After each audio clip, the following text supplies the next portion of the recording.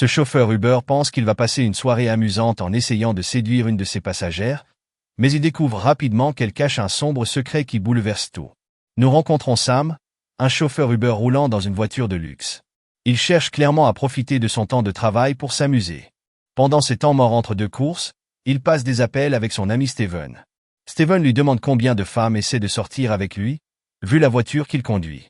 Mais en réalité, Sam transporte surtout des personnes âgées. Après avoir travaillé toute la nuit, il rentre chez lui à l'aube, cache ses gains dans une petite boîte, prend une douche rapide, et va se coucher. À 7 heures, il est temps de se réveiller et de se préparer pour une autre nuit de travail.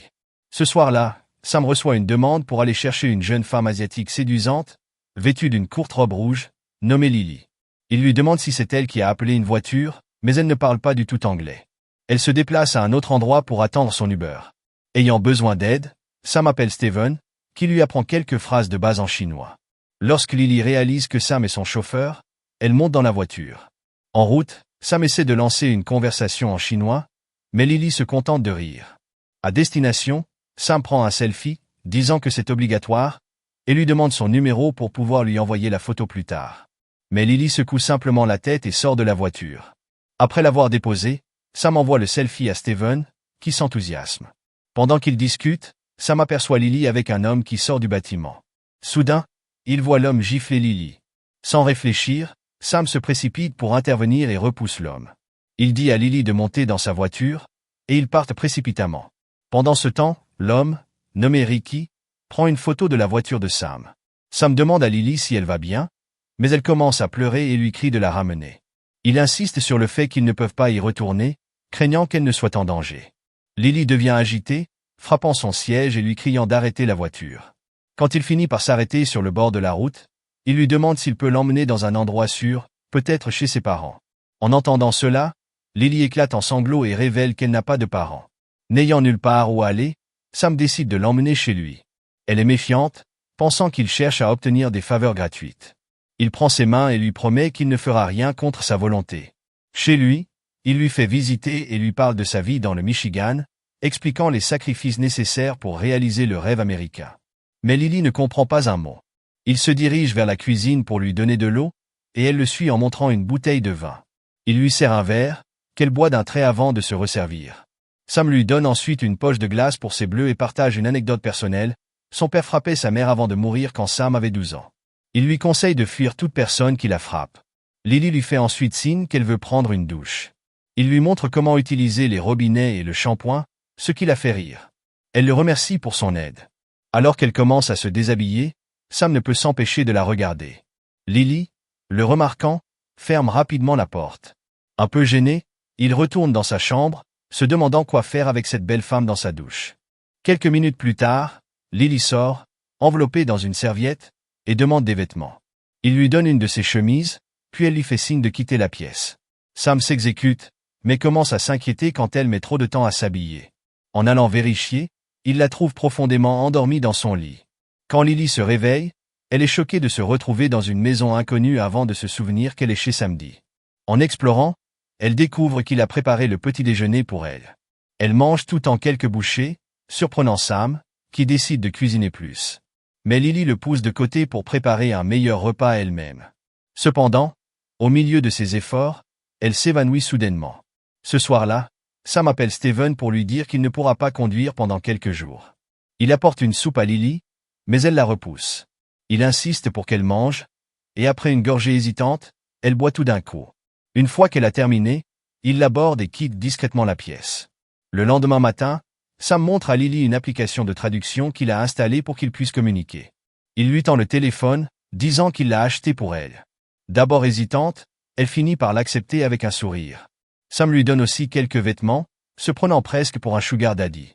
Sam conduit Lily jusqu'au nord de l'État de New York. Lorsqu'ils arrivent à l'endroit prévu, il ne perd pas de temps et passe à l'action. Lily agit comme si elle n'était pas intéressée à l'embrasser, jouant la difficile, comme si elle attendait qu'il paie pour un abonnement premium. Sur le chemin du retour, Lily s'endort pendant tout le trajet. Une fois rentré chez lui, Sam la porte jusqu'à son lit et lui murmure qu'il ne regrette pas de l'avoir embrassée. Plus tard dans la nuit, ils sortent dans un parc, et Sam lui offre un joli pendentif. Elle le met et sourit, Mais son sourire s'efface rapidement lorsqu'elle aperçoit une famille chinoise avec 2 enfants. Elle commence à crier « Ting Ting » et s'élance, laissant Sam totalement confus. Alors qu'elle est assise sur un banc, visiblement triste, un homme s'approche d'elle.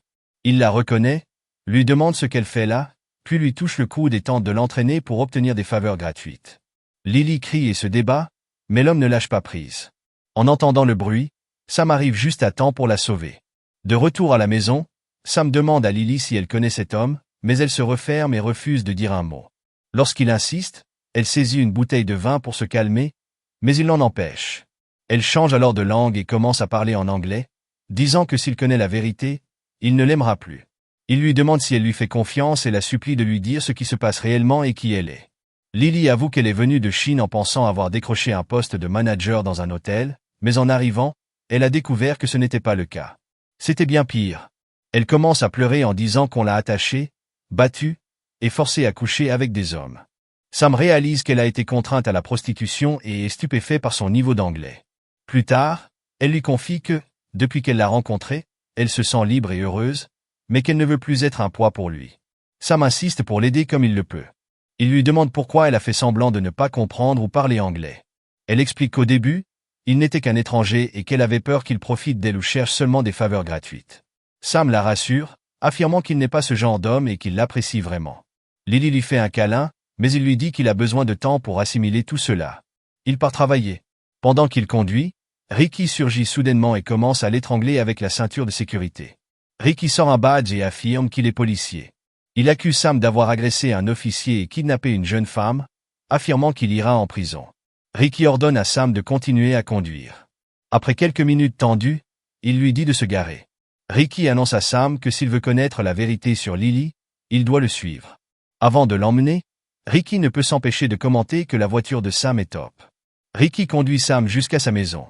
Il appelle une petite fille, Ting Ting, qui lui demande où est sa maman. Ricky lui répond qu'il n'a pas pu la trouver. Ting Ting insiste en disant qu'elle veut voir sa maman. Ricky répond que oncle Sam va les aider à la ramener. Ting Ting s'approche de Sam et lui dit qu'elle veut sa maman. Sam est abasourdi par tout ce qui se passe. Ricky lâche la bombe. Ting Ting est la fille de Lily, et lui, Ricky, est son cousin. Il affirme ensuite que Lily a un problème avec l'alcool et qu'elle est une menteuse compulsive, ce qui le force à s'occuper de Ting Ting tout le temps. Ricky remet une photo à Sam et lui demande de transmettre un message à Lily. Sa fille a besoin d'elle. Sam murmure discrètement à Ting Ting pour lui demander si Ricky fait du mal à sa maman, mais avant qu'elle puisse répondre, Ricky l'envoie se coucher. Le lendemain matin, après son service, Sam rentre chez lui et appelle Lily, mais elle est introuvable. Pris d'instinct, il vérifie sa cachette d'argent, soulagé de la trouver intacte. Alors qu'il referme la boîte, Lily entre en disant qu'elle est sortie acheter le petit déjeuner. Sam lui raconte qu'il a rencontré quelqu'un. Lily pense immédiatement qu'il parle d'une autre femme. Il explique alors sa rencontre avec Ricky et le message qu'il devait lui transmettre. Sam lui pose des questions sur Ting Ting, demandant pourquoi elle ne lui a jamais parlé de sa fille. Lily s'effondre en pleurs, disant que Ricky la bête et la force à coucher avec des hommes, menaçant de l'empêcher de voir sa fille si elle refuse. Mais Sam, agacé, lui dit d'arrêter d'inventer des histoires et de retourner auprès de sa fille. Quand il lui demande qui est le père de Ting Ting, elle répond que son petit ami est toujours en Chine. Frustré, Sam lui dit d'arrêter de prétendre et de revenir auprès de sa fille. Lily le fixe dans les yeux et le met en garde de rester à l'écart avant de partir. Elle se rend dans sa chambre, retire le pendentif qu'il lui a donné, et commence à faire ses bagages.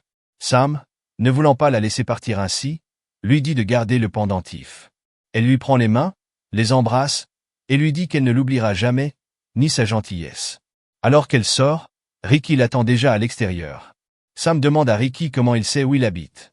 Ricky, avec un sourire narquois, répond qu'en tant que policier, il sait tout. Lorsque Sam rentre chez lui, il découvre que sa cachette d'argent, toutes ses économies, a disparu. Il pense immédiatement que Lily les a volées. Furieux, il se rend chez Ricky, mais à son arrivée, un autre homme ouvre la porte. Sam demande où est Ricky, mais l'homme répond qu'il n'y a personne de ce nom ici, que c'est juste un Airbnb. Sam est choqué par cette révélation et repart, se sentant dupé. Il conduit jusqu'au nord de l'État de New York, hanté par le souvenir de leur baiser. Il achète de la nourriture chinoise pour le dîner, mais cela lui semble amer, lui rappelant le moment où ils avaient mangé chinois pour le petit déjeuner. Il va se coucher, incapable de chasser l'image de Lily allongée à côté de lui. Le lendemain, En nettoyant sa voiture, Sam trouve un traceur GPS caché à l'intérieur. Il se rend directement à la police pour signaler que Lily lui a volé 29 000 $ et que Ricky est impliqué. Mais lorsque l'officier lui demande les noms de famille de ces deux personnes, Sam n'en a aucune idée. Le policier lui explique que l'argent liquide est presque impossible à tracer, lui laissant peu d'espoir. Sam montre alors le traceur GPS, mais l'officier rit, disant que c'est un appareil bon marché pour consommateurs. Cependant, lorsque Sam lui montre une vidéo où Ricky l'agresse dans sa voiture, l'expression de l'officier change. Il reconnaît Ricky, qui est sur leur liste de personnes recherchées. Le policier explique qu'usurper l'identité d'un policier est un crime grave et dit à Sam de les appeler immédiatement s'il recroise Ricky. Quelque chose fait tilt dans l'esprit de Samedi. Il demande à l'officier ce qui se passerait si Ricky était impliqué dans un réseau de trafic humain. Le policier lui répond que dans ce cas, le juge n'hésiterait pas à le condamner lourdement. Plus tard cette nuit-là, Sam retourne à l'endroit où il avait déposé Lily la première fois. Il frappe à une porte, et un videur lui ouvre. Au départ, Sam pense qu'il s'est trompé d'endroit, mais le videur sourit et lui dit qu'il est au bon endroit, à condition d'avoir de l'argent. Sam lui tend de l'argent, disant qu'il veut voir Lily. Le videur éclate de rire, disant que cette somme ne lui donne droit qu'à 15 minutes avec elle. Sam répond que 15 minutes lui suffiront. Le videur lui indique la chambre, et quand Sam entre, il est sous le choc. Lily est allongée sur un lit, vêtue d'une tenue légère. Elle se lève, commence à déboutonner sa chemise, et lui demande où il veut insérer sa clé USB. Mais Sam l'arrête, lui disant que ce n'est pas pour cela qu'il est là. Il veut récupérer son argent. Lily insiste qu'elle ne sait pas de quoi il parle, mais Sam la retient et lui demande à nouveau où est son argent. Elle continue à nier, alors Sam s'assied à côté d'elle, s'excusant de l'avoir blessée. Il lui demande depuis combien de temps elle est coincée dans cette situation. Elle lui révèle que cela dure depuis 4 ans, depuis la naissance de Ting Ting. Ricky l'a forcée à se prostituer. Quand Sam demande si Ricky est le père, Lily explique que c'était son petit ami en Chine qui avait organisé son voyage en Amérique. Mais ils n'avaient passé qu'une seule nuit ensemble, et elle ignorait tout du commerce auquel elle serait confrontée. Après la naissance de Ting Ting, son petit ami et Ricky ont utilisé sa fille pour la garder en esclavage. Sam se lève et suggère qu'ils partent, mais Lily est trop effrayée à cause du videur et des menaces contre sa fille.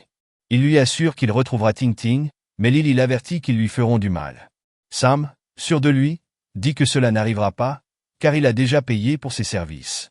Lily le supplie de s'éloigner, disant que ce n'est pas son problème. Cependant, Sam s'excuse de ne pas lui avoir fait confiance plus tôt et admet qu'elle est dans son esprit depuis son départ. Elle rit et le traite de fou, mais il répond qu'il est fou d'elle. Ils s'embrassent, et comme il a déjà payé pour ses 15 minutes, il décide d'en profiter. Mais soudain, Ricky fait irruption dans la pièce avec plusieurs hommes. Sam se met devant Lily pour la protéger et demande à Ricky combien elle doit. Ricky rit, affirmant que les filles ne sont pas à vendre, seulement à louer. Il commence à battre Sam, disant que Lily leur doit 330 000 $. Sam essaie de leur offrir 29 000 $ pour Lily et Ting Ting. Mais Ricky insiste que Ting Ting vaut 30 000 $ de plus. Si Sam veut les deux, il devra payer. Soudain, Sam propose de leur donner sa voiture en échange des filles.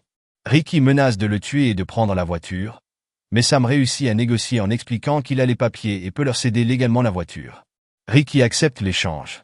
Une fois l'affaire conclue, Ricky ordonne à ses hommes d'amener Ting Ting. Avant de partir, Ricky demande à Sam pourquoi il échangerait sa voiture contre 2 morceaux de déchets. Sam répond qu'il voit en elle de belles personnes, pas des déchets. De retour chez lui, Sam est encore méfiant, pensant que Lily pourrait avoir volé son argent. Il retourne dans la cuisine pour reconstituer les événements et se souvient que son argent est tombé. En fouillant sous une étagère, il retrouve sa cache intacte. Lily entre dans la cuisine, l'embrasse passionnément, et Ting Ting arrive ensuite, s'accrochant à la jambe de Samedi. Il la prend dans ses bras et sourit à toutes les deux.